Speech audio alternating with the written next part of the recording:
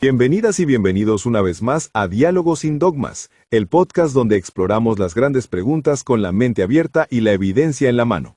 Yo soy David. Y yo soy Laura. Y hoy, David, tenemos un tema que es literalmente cósmico. Vamos a hablar sobre el origen de nuestro mundo, a partir de una reflexión fascinante que nos compartió un oyente, el humanista secular Gabriel Espinosa Barrantes. Exacto.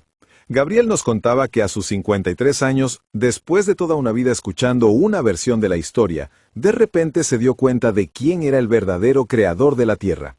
Y esa revelación lo dejó sin palabras. ¡Wow! Me encanta eso, porque es un clic que te cambia la perspectiva para siempre. La mayoría de nosotros crecimos con el relato que se nos cuenta en el libro del Génesis, ¿verdad? Es la historia que está en la base de la cultura occidental. Totalmente. Y es cuando analizamos esa historia a la luz de la ciencia que todo se desmorona. El relato dice que, en el principio, una entidad divina, Dios, creó los cielos y la tierra. Pero la secuencia que describe es donde choca de frente con la realidad. Y no es solo un choque, David, es un descarrilamiento total. Si lo analizamos día por día, el relato se cae a pedazos. De hecho, hay 3 errores fundamentales, uno peor que el anterior. A ver, vamos a desglosarlos. Error número 1. En el día 1 se crea la luz, pero la fuente principal de luz de nuestro planeta, el Sol, no se crea hasta el día 4. Es una contradicción desde el primer renglón. ¿De dónde salía esa luz? Es un comienzo ilógico, pero se pone peor. Error número 2, y este es el fundamental. El relato establece la Tierra en el día 3 antes que el Sol en el día 4. Científicamente, eso es como construir un segundo piso sin haber puesto los cimientos. Exactamente. La Tierra orbita al Sol. Necesita de la inmensa gravedad del Sol para existir en una órbita estable. Crear la Tierra primero es sencillamente una imposibilidad física. El ancla gravitacional tiene que existir antes que el objeto que va a ser anclado. Y sobre esas 2 imposibilidades cosmológicas, añaden el error número 3, que es el biológico. Crear las plantas en el día 3, un día completo antes de crear el Sol. Lo cual es un problema garrafal, porque las plantas viven gracias a la fotosíntesis, el proceso de convertir la luz solar en energía. Sin sol, no hay fotosíntesis. Fin de la historia.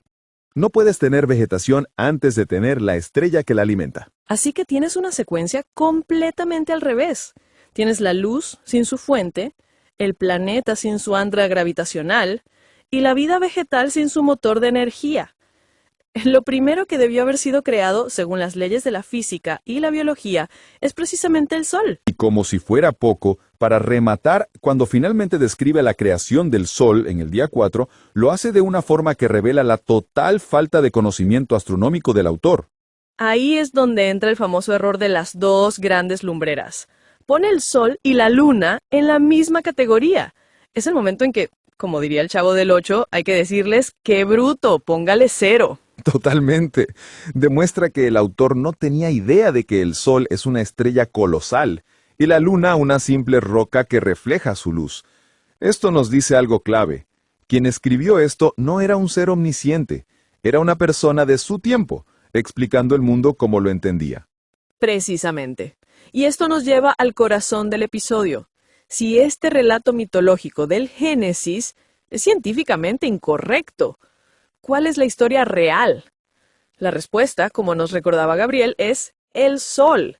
El Sol es el verdadero creador de la Tierra. No solo la vida, Laura, creó el planeta mismo. La historia comienza hace 4.600 millones de años con una nube gigante de gas y polvo. La gravedad la hizo colapsar sobre sí misma, la mayor parte del material se acumuló en el centro y por la presión se encendió la fusión nuclear. Así nació el Sol. El protagonista de la historia. ¿Y el resto del material? Se aplanó en un disco giratorio a su alrededor. Y aquí está la magia. La inmensa gravedad del Sol actuó como el director de orquesta. Dentro de ese disco, partículas de polvo chocaron y se pegaron, formando rocas, luego asteroides, que siguieron chocando y fusionándose durante millones de años. En la tercera órbita, un cuerpo fue ganando la batalla hasta que se formó nuestro planeta. ¡Wow! O sea, que sin la gravedad del Sol, para mantener todo ese material junto y en órbita, la Tierra simplemente no se habría formado. Es el progenitor literal del planeta. Exacto. Es el progenitor, el arquitecto y el sustentador. Entonces, Laura, cuando un creyente teísta te desafía con la pregunta, ¿y quién creó la Tierra? La respuesta, el Sol, no es una evasiva, es un hecho científico. Y es muy probable que ese creyente teísta quiera usar el argumento cosmológico y te responda, ajá, ¿y quién creó al Sol? Pero aquí es donde su propio texto sagrado les juega en contra. El Génesis no empieza a partir de la creación del universo. Ni siquiera tenían el concepto de universo, galaxias o planetas. Cierto, el relato del Génesis empieza con la Tierra ya existiendo, desordenada y vacía, en medio de las tinieblas. Es una historia geocéntrica. Por lo tanto, no es válido hacer esa regresión causal para defender un texto que ni siquiera intenta explicar el origen de todo. Estamos desmontando su relato de la creación de la Tierra, que es demostrablemente falso. Exactamente. Y esto nos lleva a la conclusión final. No se trata de atacar la fe, sino de analizar los textos con honestidad. El Génesis no es un libro de ciencia. Es un texto mitológico.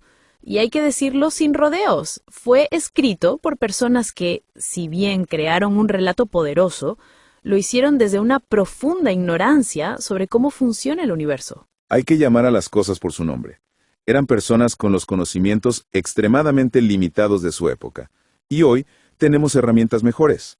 Tenemos telescopios, tenemos la física, la geología, y nos cuentan una historia de origen aún más grandiosa. Una historia donde no somos el centro de la creación, sino el resultado afortunado de las leyes del universo. Una historia donde nuestro creador no es una deidad invisible, sino esa esfera de fuego de la que dependemos cada segundo, el Sol. Y acabas de decir la frase clave, Laura, de la que dependemos cada segundo. Creo que vale la pena ahondar en esto, porque aquí es donde el poder del Sol se vuelve tangible y aterrador. Esto conecta con la pregunta hipotética que lo inició todo. ¿Qué pasaría si el Sol se apagara? Es la mejor manera de entender su importancia. No es solo nuestro creador, es nuestro sustentador activo. Si el Sol se apagara ahora mismo, la Tierra seguiría en su órbita alrededor de esa masa oscura, gracias a la gravedad. Pero aquí en la superficie, el apocalipsis comenzaría en 8 minutos con 20 segundos. El tiempo que tarda la última luz en llegar a nosotros. Y después de eso, oscuridad total y perpetua. Y el frío. La temperatura global caería bajo cero en una semana. En un año estaríamos a 70 grados bajo cero. Tendríamos un planeta congelado, pero el efecto más inmediato y letal sería biológico. En el instante en que se va la luz, se detiene la fotosíntesis en todo el planeta. El motor de la vida se apaga. Lo que significa que las plantas y el plancton empezarían a morir casi de inmediato, y con ellos se derrumba toda la cadena alimentaria. Los herbívoros se quedan sin comida, y luego los carnívoros. Sería una extinción masiva, rápida y brutal. Exactamente.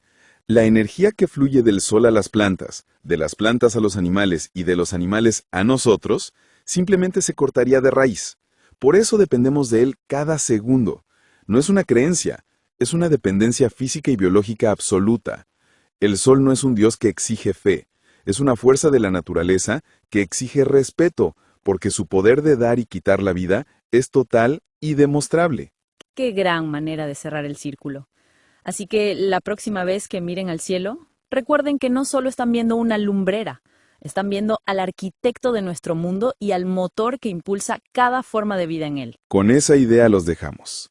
Esto ha sido Diálogos sin Dogmas. Gracias por acompañarnos en este viaje por el cosmos. Hasta la próxima.